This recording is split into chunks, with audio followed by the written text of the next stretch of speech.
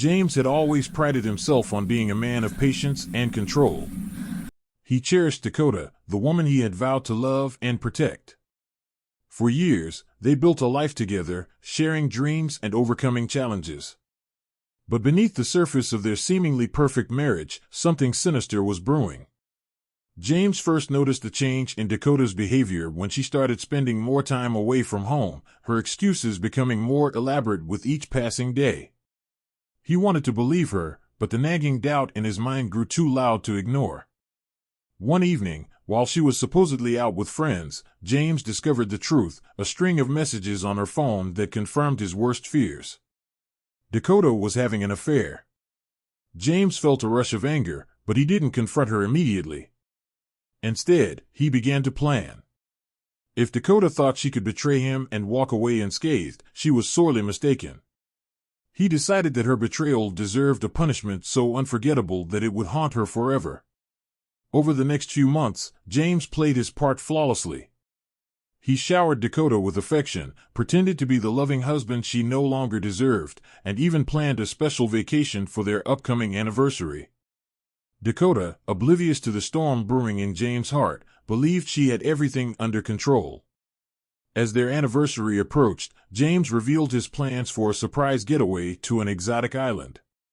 Dakota was thrilled, believing it was an opportunity to rekindle their romance. Little did she know, this trip would be the beginning of her downfall.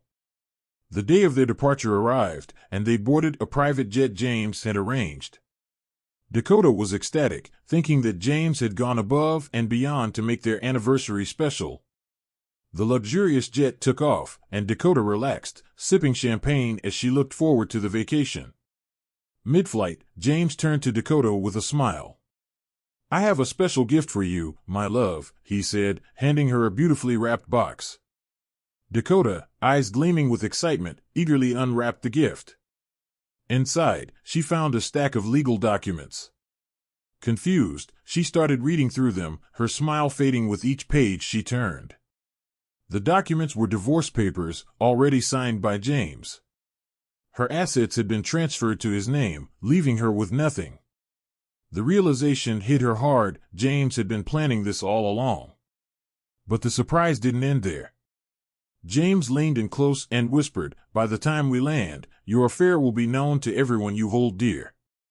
Your family, friends, colleagues, everyone. I've sent them all a little gift, just like this one." Dakota's eyes widened in horror as she realized the magnitude of what James had done. James had gathered evidence of her affair and sent it to everyone she knew. Her reputation would be ruined, her social standing obliterated. The life she had built would crumble before her eyes, and there was nothing she could do to stop it.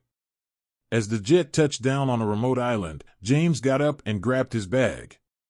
He turned to Dakota one last time, seeing the terror in her eyes. "Enjoy your stay," he said coldly before walking out, leaving her alone on the jet. As he stepped onto the tarmac, a second plane awaited him, ready to take him back to the life he had carefully planned, without her. Dakota, now stranded on an island with no money, no friends, and a destroyed reputation, realized too late the cost of her betrayal.